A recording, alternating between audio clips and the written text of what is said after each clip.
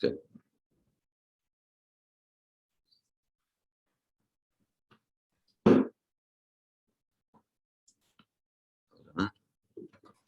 Might move over there, please.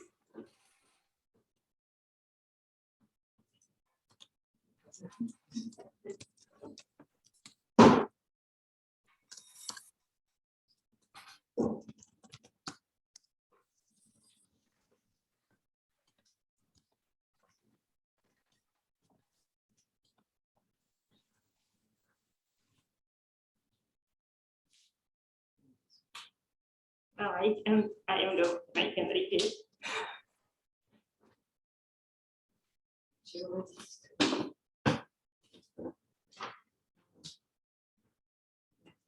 That you have to look for.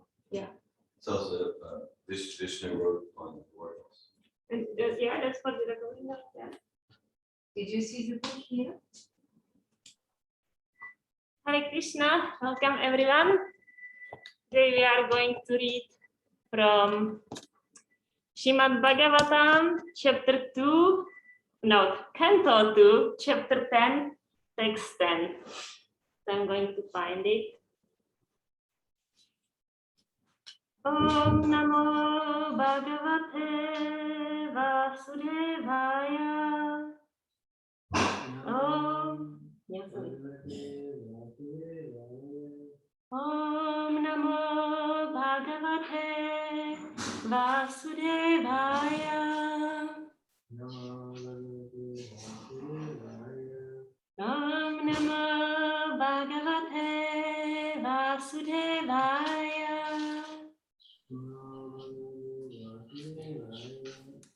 Narayanam Namaskrityam Naram Chaiva Narottamam Devim Saraswatim Vyasam Tato Jayam Udirayet. Before reciting the Srimad Bhagavatam, which is the very means of conquest, one should offer respectful obeisances unto the personality of Godhead Narayan, unto Narayan Rishi, the supreme human being, unto Mother Saraswati, the goddess of learning, and unto Shah Vyasadev, the author. Nastatrayeshu abhadreshu nityam bhagavata sevaya bhagavati utama shloke bhaktir bhavati naishtiki. You didn't explain the song so By regular attendance in the classes on Srimad Bhagavatam and by rendering service to the pure devotee, all that is troublesome to the heart is almost completely destroyed, and loving devotional service unto the personality of Godhead, who is praised with transcendental songs, is established as an irrevocable fact. So I really like translation of this verse. almost completely destroyed. Well, that too. I was thinking that by regular attendance on classes of Srimad Bhagavatam, because that's what we are doing now. So that's encouraging. And then they're almost completely destroyed. That's really discouraging part. It's a process. It's a process. I don't know what that means, almost completely destroyed. So we are on Canto 2, chapter 10, and text 10. We have it written here in Sanskrit on the board. Purushondam vinirvidyam. Purushondam vinirvidyam. Yadaso sa vinigrata. Yadaso sa vinigrata. Atmano yanam anvicham. Atmano yanam anvicham. Aposrakshit. Shuchi. Aposrakshit. Shuchi. Purushondam vinirvidyam. Purushondam vinirvidyam. Yadaso sa vinigrata. Yadaso sa vinigrata. Atmano yanam anvicham. Atmano yanam anvicham. Aposrakshit. Shuchi. Aposrakshit. Shuchi.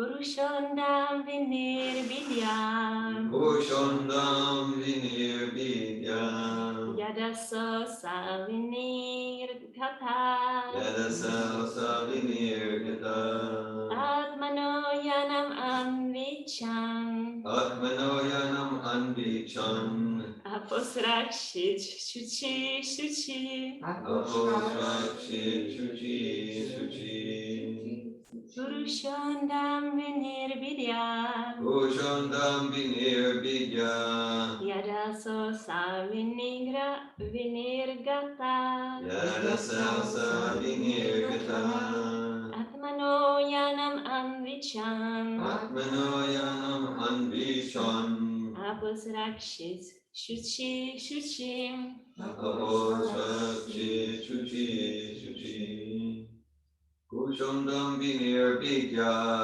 Purushondam Vinirvidya Yadasa Vinirgata Yadaso Savinirgata Atmanoyanam Anvicham Atmano Yanam Anvicham Aposrakshit Shuchi Shuchi Aposrakshit Shuchi Shuchi Purushondam Vinirvidya Purushondam Vinirvidya Yadasa Osa Vinirgataha Yadasa Vinirgata Atmanoyanam Anvicham Atmano Yanam Anvicham Aposrakshit Suchi Suchi Aposrakshit Shuchi Shuchi Purushondam Vinirvidya Yadaso Savinirgata Atmano Yanam Anvicham Aposrakshit Shuchi Shuchi. Anyone online would like to recite your verse? Okay, so we go to word to word. Purusha, Purusha, the Supreme Person Paramatma, the Supreme Person Paramatma, and the universes, the universes, Vinirvidya, Vinirvidya, making them each separately situated. making them each separately situated. Yada, Yada, when, when, aso, aso, the same, the same, sa, sa, he, the Lord. he, the Lord, Vinirgata, Vinirgata, came out. came out, Atmana, Atmana, of himself. of himself, Ayanam, Ayanam, lying in place. lying in place, Anvichan, Anvichan, desiring. desiring, Apa, Apa, water. water, Asrakshit, Akshashit, created. created, Shuchi, Suchi, the most pure. most pure, Shuchi, Suchi, transcendental. transcendental. Translation. After separating the different universes, the gigantic universal form of the Lord Mahavishnu, which came out of the casual ocean, the place of appearance for the first Purusha avatar, entered into each of the separate universes, desiring to lie on the created transcendental water, Garbhodaka. Purport by His Divine Grace, A.C. Bhaktivedanta Swami Prabhupada. After analysis of the living entities and the Supreme Lord, Paramatma, the independent source of all living beings, Shri Shukadev Goswami, is now presenting the prime necessity for devotional service to the Lord, which is the only occupational business of all living entities. The Supreme Lord Shri Krishna and all his plenary portions and extensions of plenary portions are non-different from one another, and thus the supreme independence is in each and every one of them. In order to prove this, Shukadev Goswami, as promised to King Parikshit, describes herein the independence of the Purusha Avatara, personality of Godhead, even in the sphere of material creation. Such activities of the Lord are also transcendental, and therefore they are also lila, or pastimes of the Absolute Lord. Such pastimes of the Lord are very conductive to the hearers for self-realization, in the field of devotional service. Some may argue, why not then relish the transcendental lila of the Lord as exhibited in the land of Mathura and Vrindavana, which are sweeter than anything in the world? Shah Vishwanath Chakravarti Thakur replies that the pastimes of the Lord in Vrindavan are meant to be relished by advanced devotees of the Lord. Neophyte devotees will misunderstand such supreme transcendental activities of the Lord, and therefore the Lord's pastimes in the material sphere related to creation, maintenance, and destruction are very relishable by the Prakrita or mundane devotees of the Lord.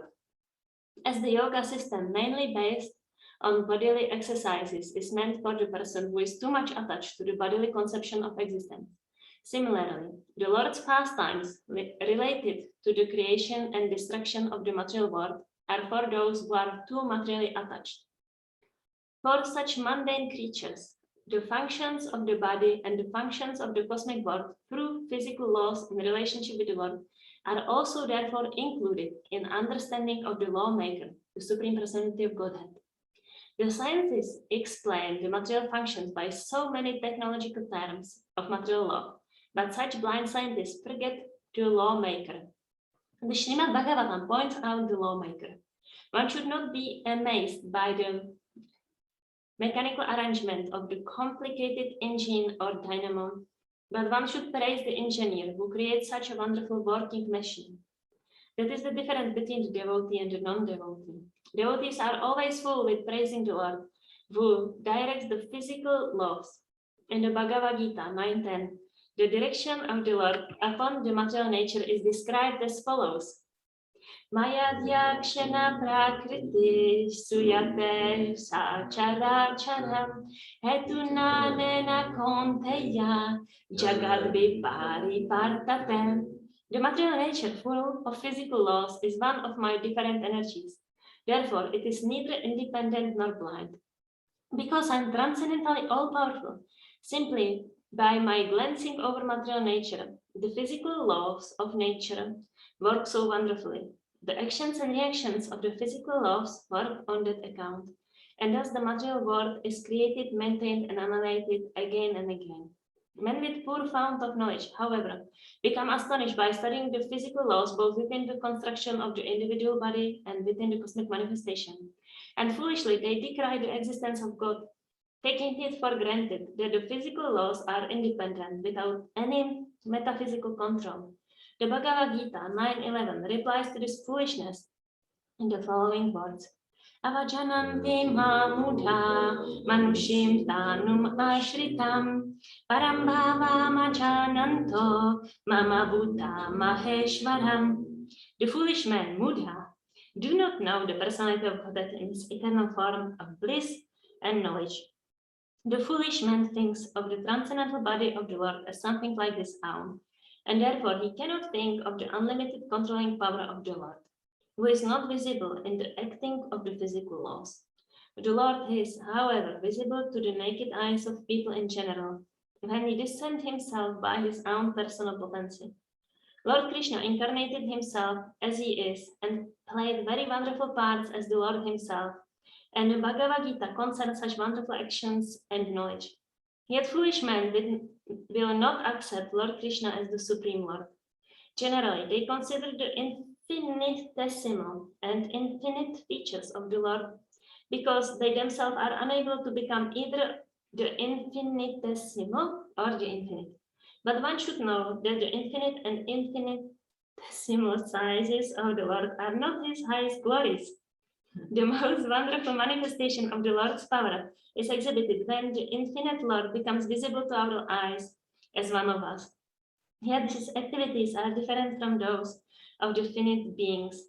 Lifting a mountain at the age of 7 years and marrying 16,000 wives in the prime of his youth are some of the examples of his infinite energy. But the Mudas, after seeing them or hearing about them, decry them as legendary and take the Lord as one of them. They cannot understand that Lord Shri Krishna, although in the form of a human being by his own potency, is still the Supreme Lord with full potency as the Supreme Controller. When, however, the Mudhas give submissive and oral reception to the messages of the Lord, as in the Srimad Bhagavad Gita, or in the Srimad Bhagavatam, through the channel of the cyclic succession, such Buddhas also become devotees of the Lord by the grace of his pure devotees. And for this reason only, either in the Bhagavad Gita or in the Srimad Bhagavatam, the pastimes of the Lord in the material world are delineated for the benefit of those men with poor fount of knowledge.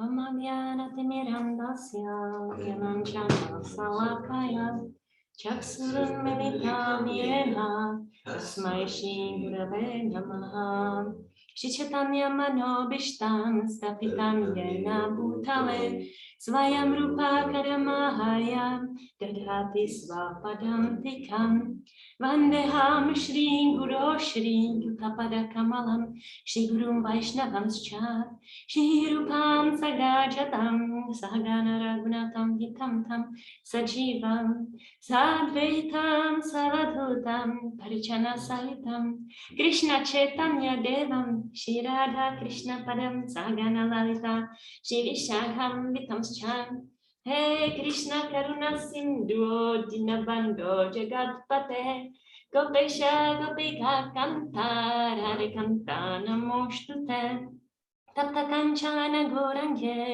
Radhe Vrindavaneshwarim Vrishabhanu Shutene Pranamami Haripriya Vanchakalpatarubhyascha Kripasindhya Cha Patitanam Pavanebhyo Vaishnavebhyo Namo Namah Jai Shri Krishna Chaitanya Prabhu Nityananda Shri Advaita Gadadhara Shivasari Gaura Bhakta Vrindam Hare Krishna, Krishna Krishna, Hare Hare, Hare Rama, Rama Rama, Hare Hare. Nama Om Vishnu Padaya, Krishna Prestaya Bhutale, Shrimate Bhaktivedanta Swami Niti Namine. Namaste Saraswati Devi Gauravani Pracharine, Nirvishesha Sunyavari Pashatri Shatarine. Hare Krishna, welcome everyone. In person we have Mother Malini, Bhakta Vishnu, Indira Govinda Prabhu, and online Anandini Devidasi, Mara family. Kelly is here, Bhakta Len, Gajendra Prabhu, Bhakta Eze, Parampara Prabhu, and Kara. I imagine Premalila is also there. So welcome everyone. And yes, I appreciate this opportunity to speak on Srimad Bhagavatam. Even though I don't have much realization of this verse, I feel like a little child that's like at first grade or something and is repeating after the teacher and like having absolutely no understanding, and at the same time feeling like, yeah, I get it. It's easy. So that's a stage of like absolutely no understanding. Yeah, there is like Mahavishnu lying on the ocean, get it, easy. And then from him comes the universes. Okay, simple enough. And then he expands himself again and enters each of these universes again, and he has fun to do so. Okay, so that's all I can say about it. And I'm really just parroting what I'm reading here. And I feel like, yeah, I get it. But really, I don't get it. So, Srila Prabhupada in this purport writes that these topics are for mundane devotees. So I guess I'm not mundane. So Mother Malini, who is here, laughing, what's going on here? Mother Malini, who is here, I had a coaching session with her just more than 2 years ago. And she came to the session and says, I have a new contract for you.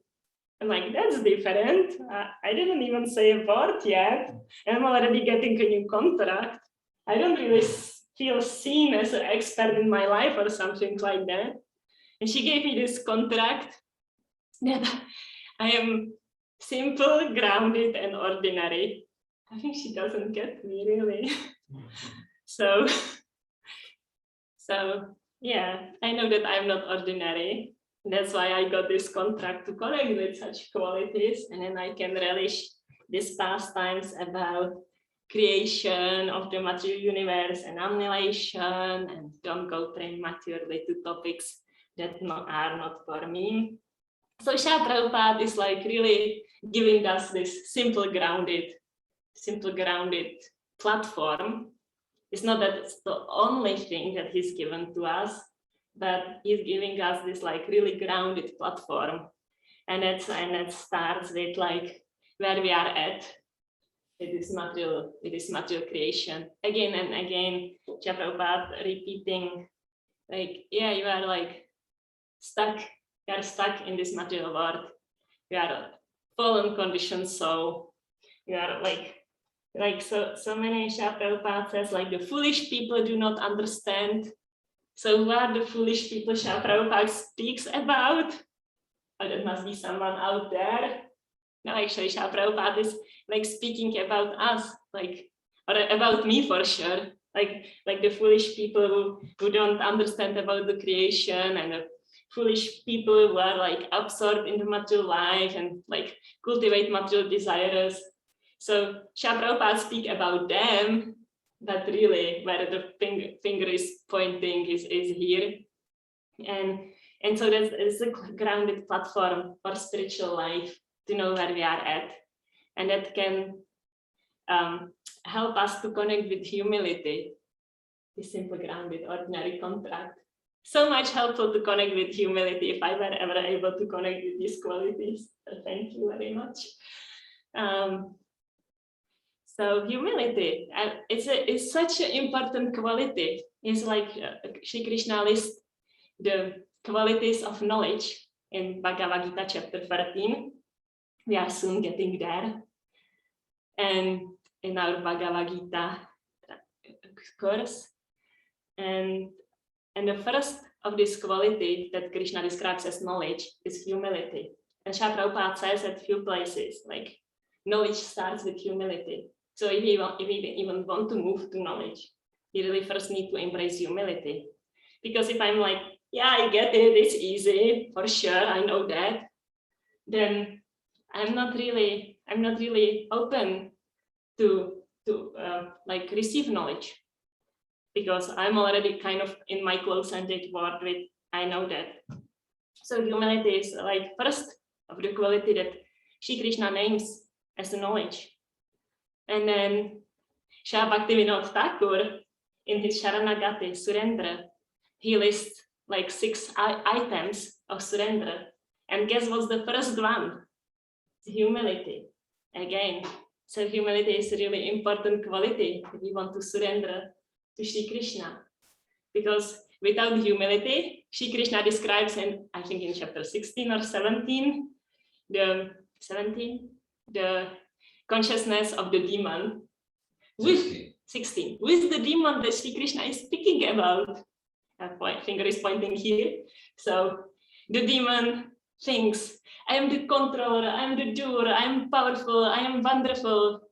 And as I don't need like demigods or the Supreme Lord to provide for me, because I did it, I get it, I can lord it over the natural nature and create like genetic modified food. And now I read that they will like make the clouds a little whiter to cool down the earth, like so many like things to control. We so much want to control and lord it over the material nature. And so Krishna describes this mentality. He has a lot of empathy and understanding for that. And then in that mentality, there is not space to surrender. So Srila Bhaktivinoda Thakur lists humility as a first quality. And I read one conversation from Srila Prabhupada. The question was raised, like, what is humility, Srila Prabhupada? And Srila Prabhupada explains that humility is to really understand how helpless we are. That no, my money, my position, my possessing, my family, my power, like none of it is going to save me from the penalty of death. So that's humility. And Lord Chaitanya Mahaprabhu is responding to his own desperacy Lord Chaitanya is desperate. He's like playing a role of a devotee. And he's desperate that he has no attraction for chanting Krishna's names. And then he's responding to his own desperation by listing qualities to embrace that we can actually have attraction for the holy name and chant the holy name constantly. And guess what's the first one? Is humility. So humility is like, seems like next to the holy name, like the holy name is the most important of the process that we are getting, and the humility is the most important quality. And so I actually, even though we have like so much here about like material creation and why we should focus on like more where we are at and less of this like Krishna dancing with the gopis kind of stuff. And so because of humility is so important, and I do connect with humility reading this verse, because I really don't understand anything, even though I think I do. So I it's clear, like having like on the ocean, what's difficult about it? Anyway, so humility. So I was like meditating on what is humility, because it seems that there is not like a simple response to that. And then it's really important, like it's a first step to knowledge, to surrender, to the ability to change the holy name constantly without offenses. So it seems that we are not going to get much more far if we don't have that quality. And then really humility shouldn't be so difficult for us to get, because it's really just about seeing our position. Like if we just can like, and that's why Srila Prabhupada says for the mundane devotees, this is the philosophy, because it's helping us to understand our position. And if you really understand our position, so with the drop of sincerity, that's also required humility. It's so easy. It's so easy to get it. And there is like nothing has to be changed or adjusted. Like let's say there is a story I really love about Maharaj Yudhishthira and Duryodhana, and they have a quest. And Yudhishthira is supposed to bring someone who is lower than himself. And Duryodhana is supposed to find a person who is higher than himself. And they have one day, and then they come back. And then Yudhishthira doesn't find anyone, and Duryodhana didn't find anyone also. And so when I can look, like if I look at myself, I can definitely relate to Duryodhana. Like if I look around me, I really like honestly cannot find anyone greater than me, no matter how hard I try. And so, and then I can go like, well, I shouldn't. Another laughter, thank you. It wasn't funny, actually, it's a serious thing. But if we don't laugh, we will cry. So, if there is no need to change that mentality. Like I can go into like, oh my God, I'm so bad, like I'm so puffed up and superior, and I should like see everyone higher than myself, all this like mental drama. It's not really helpful. Instead of just going like, yeah, I am like really like puffed up and superior, and I'm like fool that I think that way, and it can help me connect with humility. And everything in this world is arranged so that we can connect with humility. It's so perfectly arranged, and then we can just like see the opportunity for humility in everything. And so I was thinking like of our position, like how it's helping us to embrace humility, and then we have the threefold miseries. So that's the misery that's coming from our mind and body. So I already spoke a little bit about the mind. Like the mind is creating all this like, oh, I'm so much better than others, and then the mind wants to make me guilty for that. So that's quite a lot of misery coming from the mind. And then like to know like I am like under constant like torture that's coming just from my very own mind. Such a like what a position is that, to be like constantly tortured by something that's sitting so near to me. So it's a very like position. It's a position that can lead us to humility, like to which position I got myself to. And then the miseries that come from very own body, be it like pain, disease, cancer, or even just the urges, like the miseries that come from the body are also urges, like urge to eat, or urge to have sex, or urge to scream in anger. And then so again, like it's all like, so I am in the machine that's like constantly like making disturbances. And then if I don't attend to these disturbances, then I have more disturbances. Like if I don't eat today, then tomorrow I will be dizzy. And if I don't eat tomorrow, I will like be weak and cannot do things. So like it's like one disturbance after another. And then really like if the body and the mind is like peaceful for a moment, that's happiness. I'm not disturbed by my own mind. Oh, thank you. That feels so good. I'm not disturbed by my own body. Hladini was just reading in Srimad Bhagavatam this great verse that the conditioned spirit soul accepts excessive miseries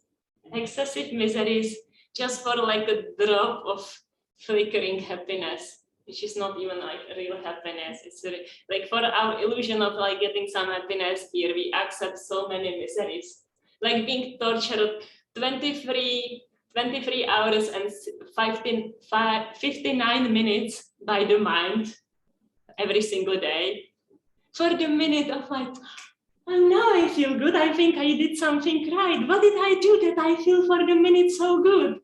Oh, maybe I had a donut. Oh, good idea. Maybe I should have more donuts tomorrow. Well, but tomorrow I have plenty donuts and it doesn't work. I actually don't feel that blissful as I felt yesterday. So it's a constant misery that comes from the body and from the mind. It can be bigger or smaller, but it's constant misery. And sometimes there is a little space of relief and we think we are happy. And then, of course, there is death and disease and birth, old age. So again, another opportunity to connect with humility, like to really come to the platform that I'm so powerless. I'm so helpless. I'm so powerless. No money will not save me. None of my endeavors is going to save me. I'm completely dependent. I'm completely dependent on my past karma that's creating the situation now. I'm completely dependent on the mercy of the demigods. I'm completely dependent on the mercy of Mother Earth. I'm completely dependent on the Lord. So it's like being on Titanic and then like fighting like who is going to be the captain, like the Titanic already crashed, it's going down in 1 hour, and then like fighting who is going to be the captain now, and who is having higher salary, and who is like going to offer respect to whom first. It's like it's completely ridiculous. And then like to think that these things are important, even like for a moment, is like really alienating us from the real life problems. Because I just got it. I am a blissfully ordinary and mundane fool, innocent. Anandini writes. I will read it. I just got it. I am a blissfully ordinary and mundane fool. Yes, you are. you got confirmation here from Vira Govinda Prabhu. Hare Krishna. So yes, so that's the platform for humility, to get it. Yeah, I am mundane, ordinary, full of miseries. What's next? Mistakes, illusion, cheating, and other miseries that we are bound by. We are bound. Like yesterday, I was talking with Bhakta Eze. We always have our little rebellious talks against. We team up against Krishna. So that was one of the. I know. Close your ears now if you don't want to be. How is it called? Contaminated. If you don't want to be contaminated. So you don't want to hear I speaks with Bhakta Eze if you don't want to be contaminated. So close ears for those who are worried about it. And so I don't know about the mistakes, right? Because so Bhakta Eze and I, okay, so you try to practice devotional service, but then you make a mistake and you are condemned. Like for example, dancing in the kirtan and then accidentally touching another devotee with your feet.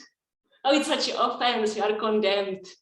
Or, chanting the holy name, but not being attentive. Oh, it's so offensive, what your destiny is going to be. Or worshipping the deities and making so many mistakes and pointing to them with your feet and offering obeisances from the right side instead of the left side. So many mistakes, mundane, aspiring devotees are making.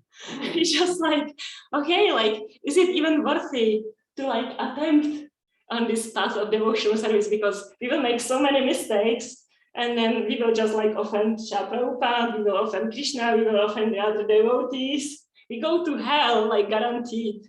So that's my thoughts with Bhakta Eze. So anyway, so mistakes are going to be a part of our condition, and we are going to make mistakes when we attempt to practice Bhakti Yoga, because what practice means, we are not good at it, so we practice. And then again, another opportunity for humility. Instead of oh, I get it all right, I know how to do puja exactly, how many circles around Prabhupada's feet, and what's the correct mindset, and which item goes first, and on which side of the altar I should be standing, and how many times I should wash my hands before I do that, and what mantras. So many mistakes will be done in attempts for any service, really. And that's great opportunity for humility, because then we can really connect to this. Yeah, Krishna, I'm really just trying here, and I am the service that I try to offer is so imperfect, and then please accept it. And then that's the mercy that we are getting from Srila Prabhupada, because he's more merciful than Krishna. And so even if we make this imperfect attempts and there is mixed motivation, Krishna accepts love, maybe I don't have love for Krishna, Srila Prabhupada just accepts the attempts of his disciples. So we can really connect to this humility. Yeah, I'm not qualified to approach Krishna directly. I'm making so many mistakes, so many offenses. And Srila Prabhupada is here to accept my little attempts for service. It's really not service, it's attempts for service. And then Srila Prabhupada accepts, and then he appreciates. And then he refers to Krishna. This person is trying so much. This Vira Govinda Das is trying Krishna so much. I think you should be more merciful to him. This Maya Devi Das, she's so sincere. Look how well she is doing. So Srila Prabhupada is canvassing for all of us all the time. Not all the time, I don't know that, but he's canvassing for us. And so that's another, these mistakes, such a wonderful item we have in the material world. Such a wonderful item we have in the material world that can help us with humility. Yes, I'm not perfect. I don't do things without mistakes, no matter how hard I try. Actually, the more I try to do things without mistakes, the more mistakes I make. And then Mother Hladini almost doesn't have any dishes anymore because I already live with her for 3 months and everything just falls from my hands. So I wanted to come to help her, but really she will just need to buy like all sets of new things after she will do it after I leave. Guess why? So, right. So there is not this like, oh, I'm like such a great help that I came like from Czech Republic here to help, because like on every step I create like more mess. And yeah, like the other day there was like the big jar of yellow dal, and somehow, and it was like back on the top in some cabinet, and I threw it somehow, like threw it like that, and then the glass was like everywhere, like in the kitchen and in all the rooms, and then it was mixed with the yellow dal, and then Hladini and Eze were cleaning it for about like 5 hours of intense work. I couldn't clean it because I had more important service to do. Anyway, so mistakes are going to be existing, and it's such a wonderful opportunity to connect with humility. Instead of like, I'm in control, I am in charge, I'm so perfect. It's like, no, I'm not even able to cook lunch without breaking at least one thing at a time. That's quite impressive. Thank you, Krishna, for helping me to have a lot of humility. So another opportunity how to connect with humility is this seeing how fallen we are. And I already spoke about it a little bit, but like, for example, I noticed some envy in my heart, or anger, or rage, or like all the different urges that are like kind of dragging me here and there and everywhere because I need to satisfy them. And then again, it's like such a wonderful opportunity to be like, oh, I'm so envious. I feel so much envy. Oh, great. No, really, great. Like, thank you, Krishna. It helps me to be more humble. Because if I don't feel envy, I think like, oh, I'm doing really well here. So that's not the attitude of the pure devotees. Right. Like when we had, I think it was on Janmastami, and we had kirtan, and I started to feel like goosebumps, and immediately I'm like, oh, I am so advanced. Doesn't anyone see that? And it immediately, like that moment of like feeling actually something about after hearing Krishna's names, like completely disappeared.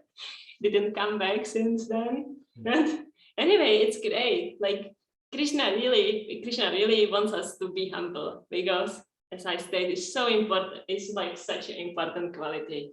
And Krishna like wants to, like, if we are sincere, or even if we are not, because all this material world is created perfectly for the humanity to increase. So even if we are not sincere, and more so if we are sincere, Krishna really wants us to get this quality. And so he will, it's such a safety net from Krishna. Like Lord Brahma, when he's getting this position of the control of the universe, the thing is praying, Krishna, please don't let me to become proud. And then in Krishna book, there are stories where like Krishna is really helping Lord Brahma not to become proud. Like Lord Brahma comes to visit Krishna in Dwarka, and then there is the gatekeeper, and he asks like, who is this? Tell Krishna that Brahma came. So the gatekeeper comes back from Krishna, and he says, Krishna asks, which Brahma? How do you mean which Brahma? I'm one, like in the whole universe. And then Krishna reveals to Brahma, well, there are like so many unlimited other universes, and they all have their Brahmas, and actually your universe is quite small, and you only have 4 heads. There are Brahmas who have like 10,000 of heads. So there are stories in Krishna book how Krishna helps Lord Brahma, like how he helps him to fulfill his desire for not becoming proud. And so many other stories when Krishna is helping his devotees not to become proud. So it's a great thing. It's a great thing to like have Krishna as like our, like having our back, because the mind will always want to do that. But Krishna is having our back and like kind of always helps us to come back to the humility. Like yesterday we went to swim in the springs with Mother Malini and we came back. Humility is not thinking less of ourselves, it is thinking of our selfless rights plan. So we went to the springs and then we came back, and then Malini said, I'm going to check my emails. And I had so much judgments about it. Yeah, it's like the most important thing out in the world to check emails now. So I had my little judgments about it. And then Malini comes back to the kitchen, and I'm about to eat what I think is prasadam that Bhakta Eze mercifully made for us. So I'm about to eat it, and she's like, did you offer it? You know, Eze wrote to us that he didn't have time to offer it. So Krishna immediately, see what's important about checking emails? Oh no. I know, but it really feels like, oh, thank you, Krishna. That helped. Okay, I get it. Again. And then another opportunity for humility is seeing how insignificant we are. So, like, even just like around in this room, how many living entities are here? So we are like one of like countless. There is unlimited number of living entities. It's like sun rays of the sun. And so the sun has so many rays, and then the one of the rays might think, oh, I'm like so important here. And I guess like all this universe is created for me, really. And all the people I meet are sent just because of me. And whatever any person is doing, they are doing it because in relationship of me. So if I see someone who is angry, I'm definitely thinking that this person is angry because I said or did something. It's just like constantly thinking in the material consciousness of like, I am the center. I am like really, I mean, I really think it. Like I am so important.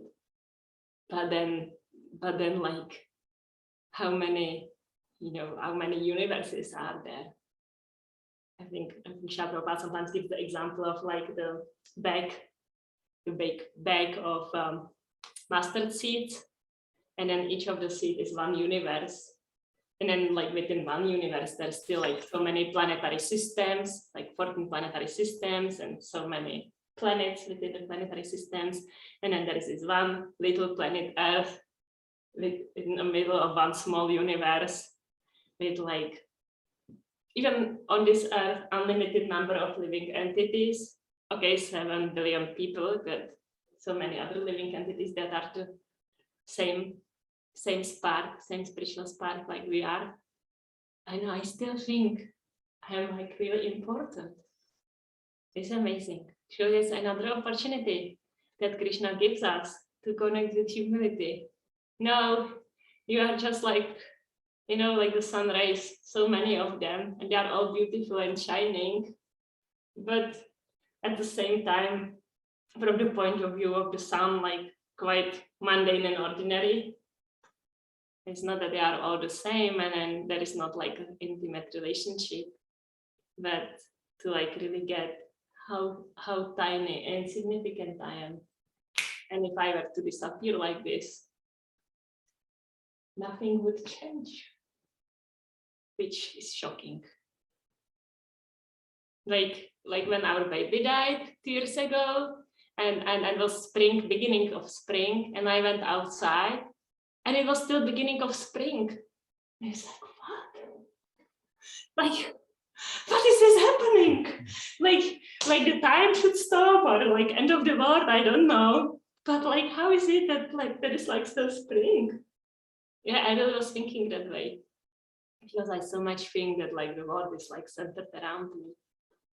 And so like if we could like really get it, it would give us so much space to step out from our like, I need to, like, I have to, even like, I have to is quite gross idea of it. Like I have to go to work to maintain myself or my family, or okay, if it's not have to, it's like, I need to, like, I really like need to preach, and I like want to, and then say it's like so important, and like if I don't do anything, yeah, I'm all useless. But really, it's just like nothing that like we need to like do or accomplish, or like all this raja, because we are so small and so insignificant, and Krishna really doesn't need us to do anything. And then Krishna is certainly very pleased when we want to dovetail our activities to please him. But what's pleasing to him can be like so different than my little narrow ideas. Like, yeah, it's pleasing to Krishna when I spend 12 hours at work, and then I have some money, and I like maintain my spiritual family, and then I give some donations, and then it might be true for some, but maybe if I'm like really connected with the voice within, which I really don't like to listen what the voice within has to say, then maybe I will find out that's like that my ideas are not correct. Like we heard the offering to Srila Prabhupada from Atmananda Prabhu, and Atmananda offered a letter that Srila Prabhupada wrote to a devotee. And obviously the devotee was doing a lot of like preaching, Sankirtan, and Srila Prabhupada was appreciated. And in the end, Srila Prabhupada in the letter says, and it's still most important to save yourself. And so like what I took from it, that sometimes in the name of like service and preaching and doing things, we might not have like so much time for reading or chanting. And then Srila Prabhupada says to his disciples so many times, like, I'm really glad that you are distributing my books, but also read them. I wrote them for you. So like to like this, like how insignificant we are, and how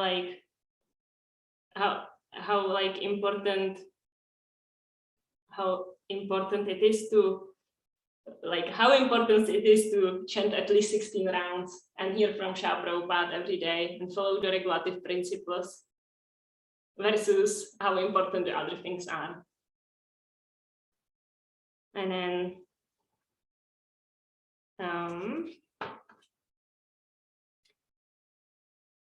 getting there. What time is it, please, Viragavendu Prabhu? It's 8:55. 8:55, great. I don't want to go to 9:30 like last time, but I have still some time. So another point I want to make about this humility is like gratitude versus victim.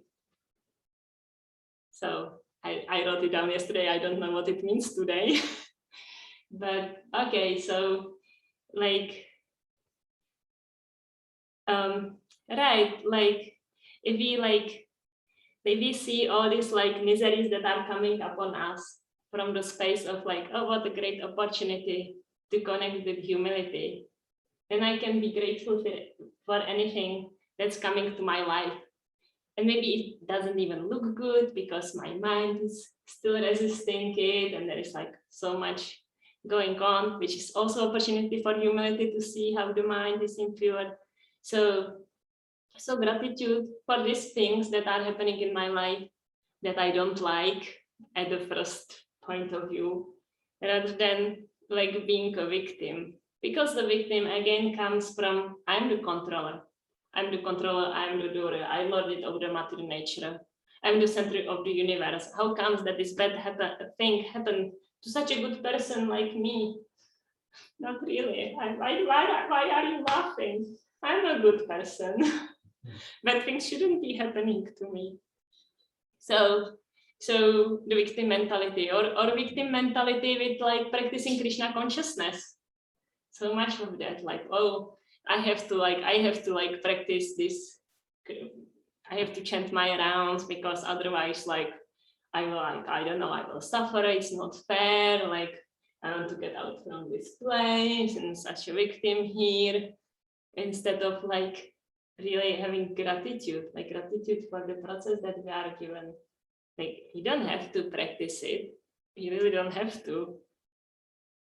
And then to like really see, yeah, like I am like such a foolish. What did Anandini wrote? That was nice. I will read it again. Blissfully ordinary and mundane fool. I am ordinary and mundane fool, and I have like so much sins that I've committed this lifetime. Really, this lifetime, not the mystery of past lives is needed. That I'm such a fool and such a sinner that I don't even consider the sins. Just like, what's wrong with that? Like if there is someone who like sexually raped a woman, there is a rapist, and then he's like, well, so she was like in the park and she was like really short skirt, so of course I had sex with her, like it's natural.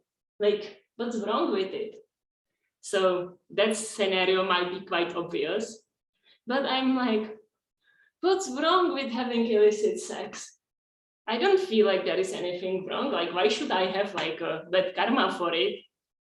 Or like, what's wrong with drinking wine? Really? Like, I don't hurt anyone by it. It's just like tastes good. So it's just like such a like sinner mentality. That like doing all these sinful activities and not even have like a drop of like remorse or like purity, like, wow, like I really did something that's not correct, that's like harmful for my soul, for others. No, not at all. I don't even think that way.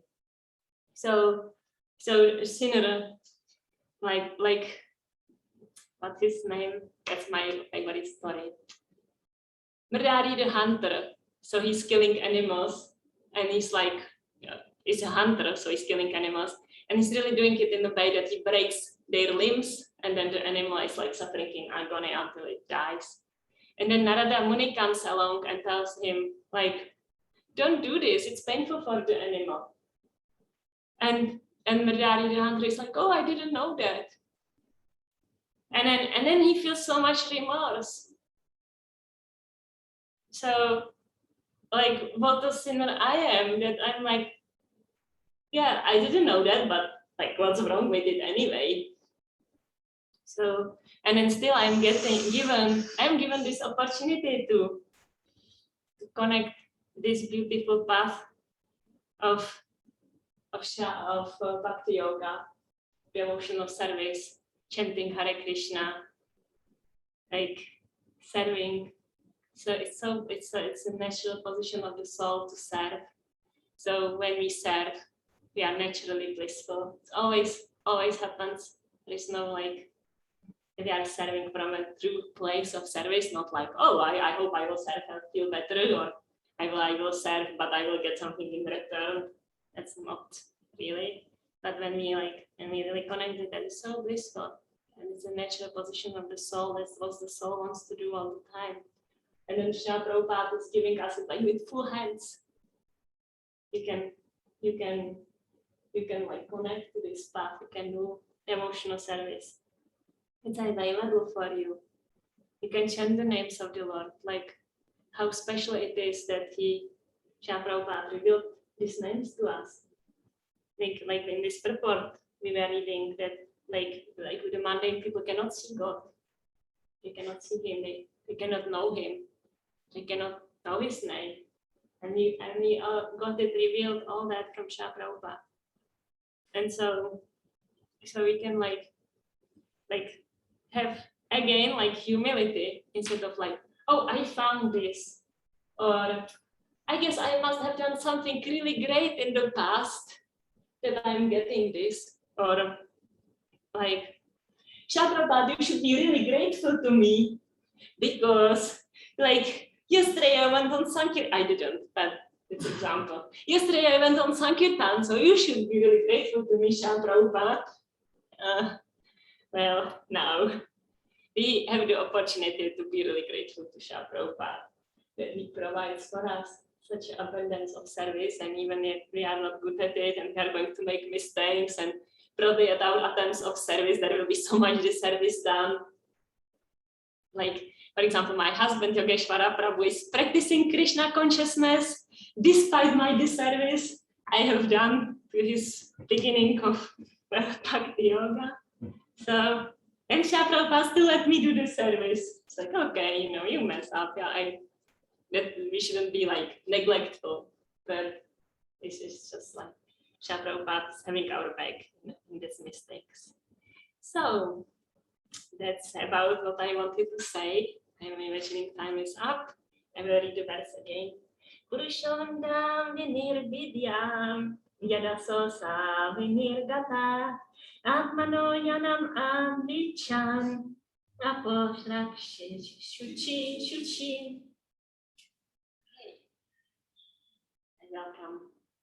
Comments, questions, doubts, criticism, positive feedback. Oh, you're great. Anandini. Hare Krishna. Yeah, I really think you're great. You said you love my classes. I love your classes. And so fresh and alive and honest. And so I really, you know, I wrote it with humor. I just got it. I'm a fool.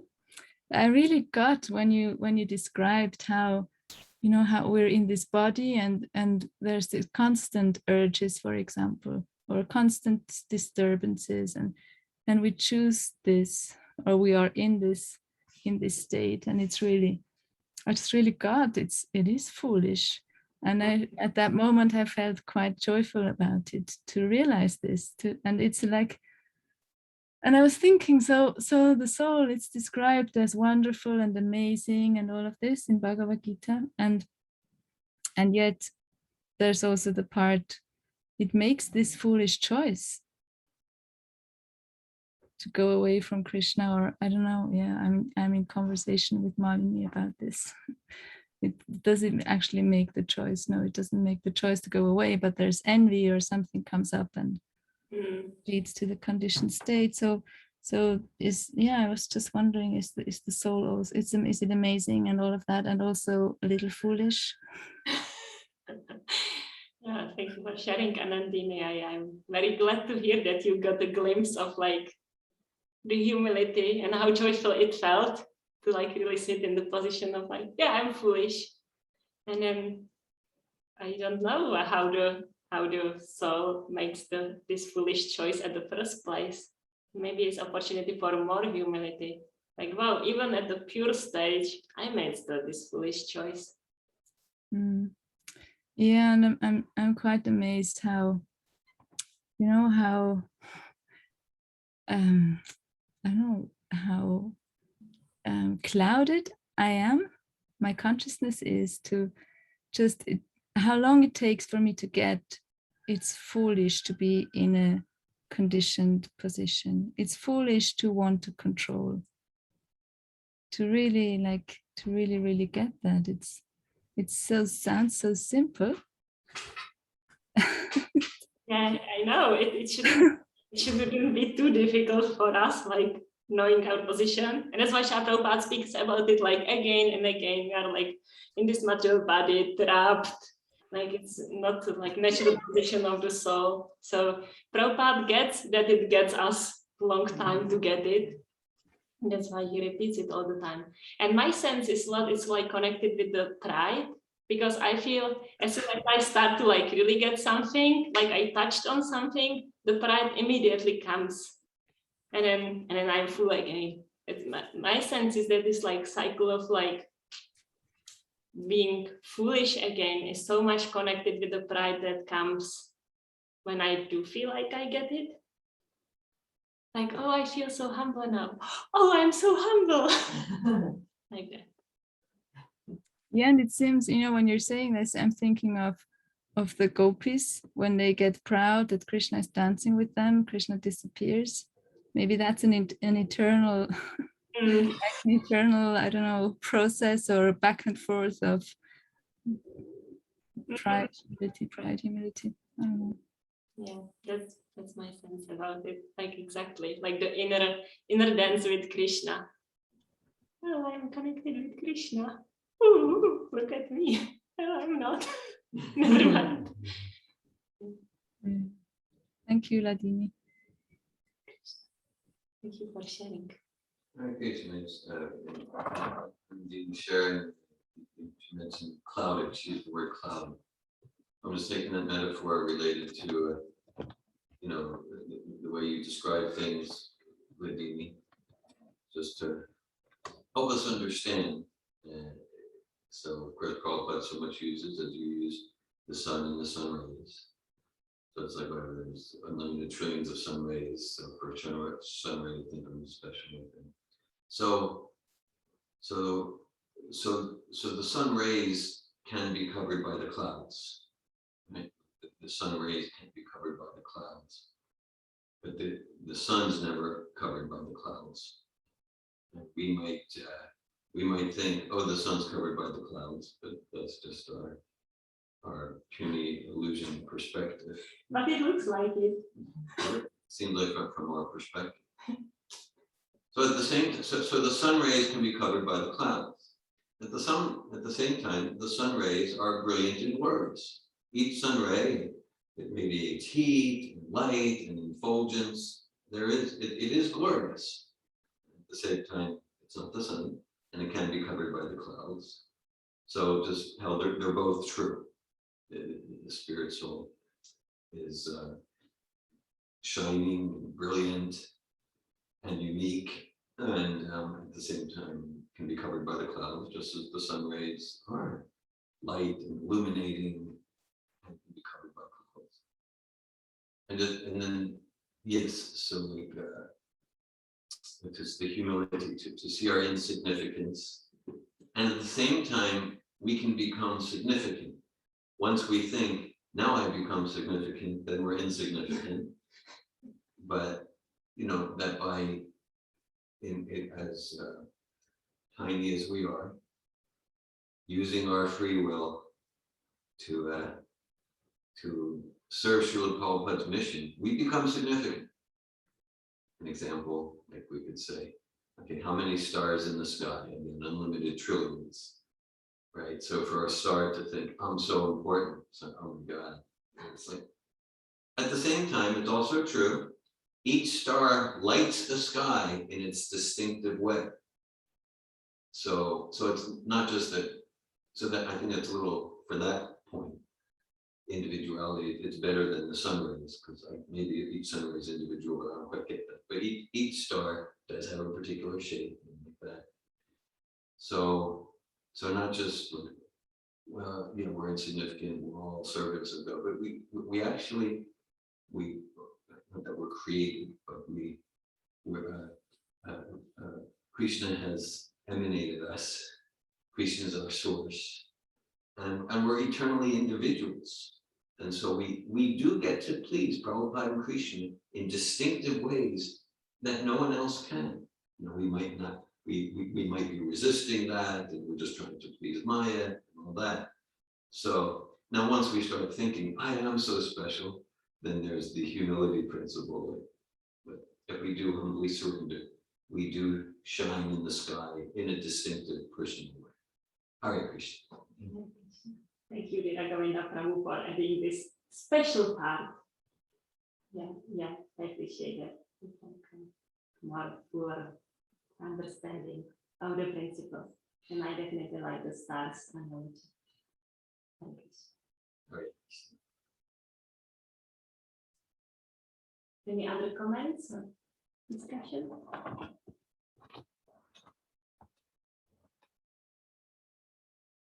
Okay. Let's share that. Yeah, I felt you guys came late, and I felt soothed and comforted by your class. And, you know, with my insignificance and my with this victim mentality, like the victim humility, or gratitude. You're right, gratitude versus victim. And it just brought to mind, I don't have a specific connection with it necessarily, but it just brought to mind on Srila Prabhupada's Vyasa Puja. There is a video, I shared it on Bhakti Yoga Discussion, a short video was made for his honor, and it just made, it just referenced, you know, Prabhupada speaking, and he's referencing, you know, his early time in New York City when he, you know, he's just selling books to try to maintain himself, and then he's like, I don't know when my next rent is coming. You know, I don't know how I'm going to pay my next month's rent, and his stuff is stolen. You know, his typewriter and his books and things, and like he's like, I'm going to go back. I'm going to go back to India. He goes back to like check the ships when they're going back, and he's okay. Let me give it a little bit longer. Let me wait a little bit longer. And it's just so, and I've heard that before, but just I guess for me, where I'm at in my life, what's happening for me personally, I was just, not that I haven't had that experience before, but I don't know how I'm going to pay next month's rent. You know, I've had that experience before, but just something about it now. Just really, you know, that he was displaying that for our, you know, that pastime, you know, for us, you know, for someone like me to be able to empathize and like to relate to that experience, and just that he, you know, going through that experience, that suffering, it's a suffering, kind of scary condition, don't know how I'm going to pay the next month's rent, this isn't working, and not, these books are not selling, not happening, my stuff is stolen, I want to go back, this, you know, this isn't working, and then there's like the, you know, radical success, you know, that he had. So I don't know the connection necessarily, but I just brought it up, brought to mind for me, and just that stepping out of that victim mentality, because you know, yeah, that's what I brought up for me, is that just so that something was connected for me, and was soothing, you know, hearing the class. Thank you for sharing that. Yeah. It's a nice reminder of Srila Prabhupada's beginning at New York. It's like, yeah, thinking, oh, I don't know what I'm doing here. And then he was like checking the ships. Yeah, so that's something like something they are connecting with from that story. Yeah. Gratitude.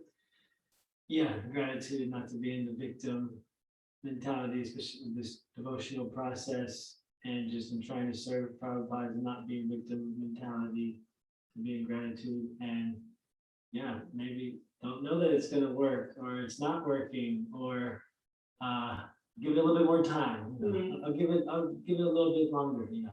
Yeah. So that's what. Yeah, with that like patience, I always think of Viragovina Prabhu and Stamba. Okay. All glories to Stamba Prabhu. 1,000 plates of prashadam.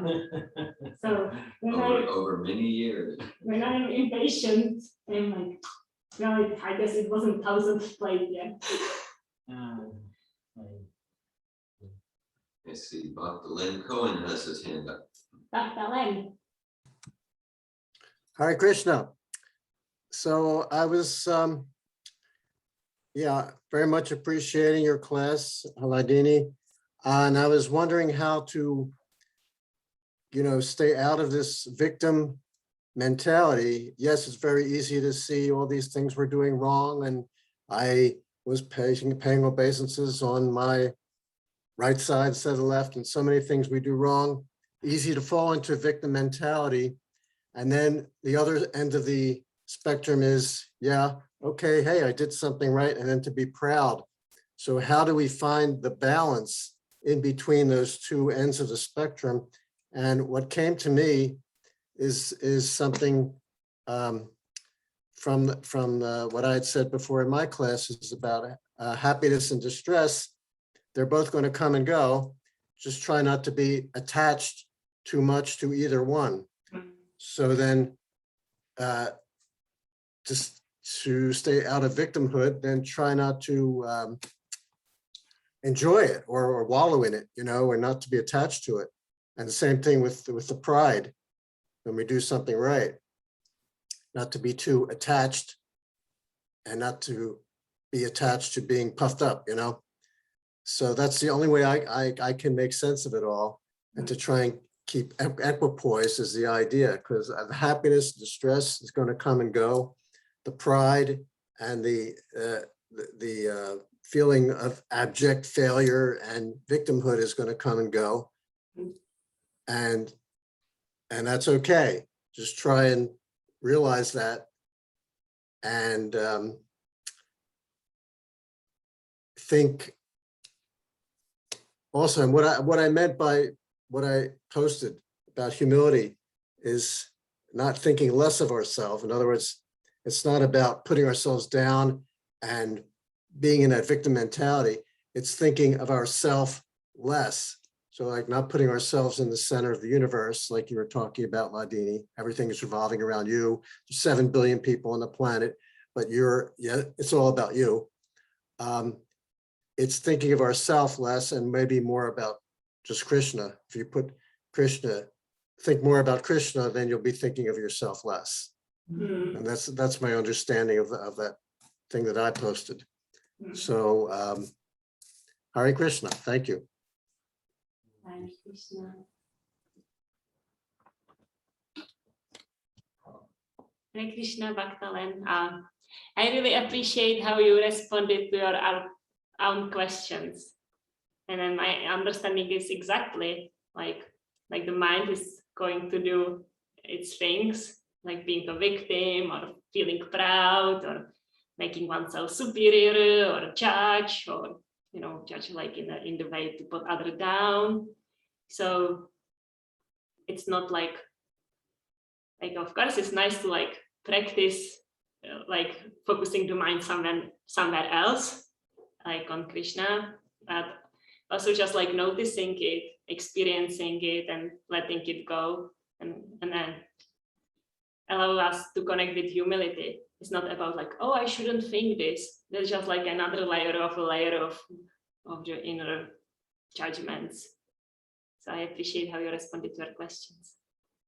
Mother Malini. I just want to add, like Bhaktinen said, not being attached to be proud or not being attached to not like to be a victim. And also it's about not being attached not to be proud or not being attached not to be a victim. And those parts are very helpful, because like otherwise we are, even if we are looking, I don't want to be attached to be proud, then that in itself can be also a pitfall. And in a Bhagavad Gita, and I don't remember which number or which chapter, but there is a verse that says one who is not attached to elimination when it comes, or lack of it when it's not there. So it's like both sides, not simply not being attached to be proud, but not being attached not to be proud. Yes, to not be attached to hatred. Also sense. Because actually Krishna and I were having a discussion, reconnect your devotion, and like it's like the ecstatic, some ecstatic feelings of everybody's pride or goosebumps are happening, and then it's like there's one mood that's like the pure devotee who's like kind of might choose to hide those symptoms or to not display them. And then so we were discussing that about the Krishna was saying like, well, if everyone's hiding the symptoms, and how do we know? How do we judge that someone's how do we see that someone's, actually on that platform if they're, they're hiding the symptoms, and so we had a discussion, and it was like to, the principle of like experiencing and not like allowing it to disrupt our service, or it's like to not just like what's the proper way to understand that? Like it's like hide it away, because like you're experiencing the goosebumps, experiencing the bliss, don't want to enjoy it and indulge in it, at the same time don't want to deny it, want to allow it and experience it, and to not, but then not to let it get in the way of my service, practically. So yeah, so I'm just pushing that. So like pride may come. So it's like to tolerate the pride. That doesn't mean to like deny it, or to like cut it off or something, or to, to act like it's not there. It's like to to tolerate can be experienced. To tolerate, would you say? Tolerate without being disturbed. Like tolerate doesn't mean just like cut it off, like It's experience. experience, but I'm tolerating something, I'm experiencing it. Like, I think it's Akura, or some sort of Christian, his ecstasy and tears, and then he wasn't able to do a service properly. Fanning Krishna at the chairman, so he got angry at the ecstatic symptoms to get in the way of my service. So it's like, so Srila Prabhupada is always experiencing ecstatic symptoms. Mahaprabhu Kirtani Nujigita Ichumanja Mansarse Machakampa Shutranga Bandi Roshi Chanarina. So there's experience. It's an important point. It's not beach balling it, it's experiencing, and choosing what to reveal according to time, circumstance, and what's in my service. So in Srila Prabhupada's instance, he pretty much rarely revealed those symptoms described in nectar of devotion. He's always experiencing it. It seems in a few instances, he transcendentally wasn't able to control it. In a few instances. But yeah, to tolerate means we're experiencing. We're not putting up armor. We're experiencing, and we're choosing what to reveal according to what we serve. In the Chaitanya Charitamrita, Krishna Das Kaviraj Goswami, every time there is ecstasy on Lord Chaitanya, and Lord Chaitanya hold back, he used patience. He's patient. Be patient. That's a word he used every time, and I noticed that the Lord was patient because it wasn't the right time. Because with neophyte devotees, if you're manifesting those ecstasy like that, it's damaging for them.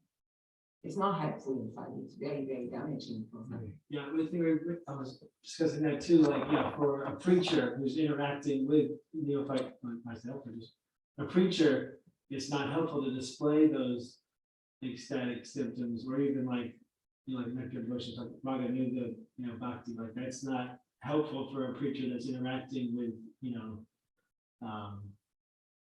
so that makes sense. The Muda from the birth today. Ah. The Muda, they are going to receive Bhagavad Gita, Srimad Bhagavatam from the pure devotee. And the pure devotee knows exactly how today got a medicine to help the Muda make progress according to what they have.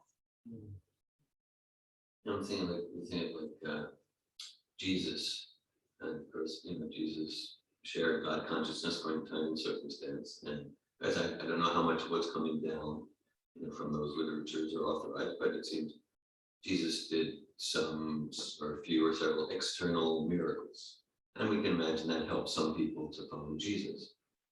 At the same time, we can see that not that he made a mistake. We can see that for many people, then the whole thing becomes a distraction, like at the expense of like disciplining myself and following rigorously the mood of Jesus and cultivating. Then it becomes about, can you show something mystical? I want to develop mystic powers, and the whole thing becomes a distraction of service. That reminds me of like when we went to the springs. There were these bugs on the water, like they walk on the water. I don't know the English what they are. You know, they're like the bug is walking on the water. And I was thinking maybe that someone was previous life like wanting to become a Jesus Christ. And then there is like, I was thinking, I don't know, on this like spring, there is like so many of these like wanting to become like Jesus walking on the water. Yeah, so, and these ideas can distract us from like what is the goal. Like the goal is to love God and not walk on water, because even this can do that. I see there was a chat. Okay, chat. So, Anandine to everyone. I am so advanced that I can hide the symptoms. I am so advanced that I can hide the symptoms of ecstatic love even from myself. Thank you, Anandine. So funny that it's hard to read it and don't laugh. Yeah, I know. I also don't have problems to hide my ecstatic symptoms from others. Srimad Bhagavatam ki jai, Srila Prabhupada ki jai.